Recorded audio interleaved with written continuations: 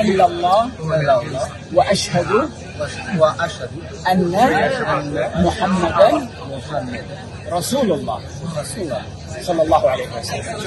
الآن أنت صرت مسلما بعد قراءته الطويلة وبحثه الجاد. يقول: جئت هنا جاءوا به الأحباب ليعلن الشهادة في هذا المكان بعد أن حضر الأنشطة كلها، وختم زيارته لقطر بإعلان إسلامه بالتوفيق من فرنسا.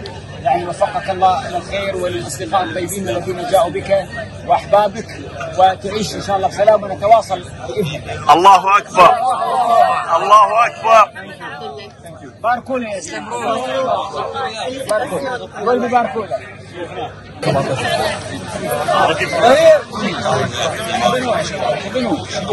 يعني يستاهل، هذول مساكين يعيشون جو.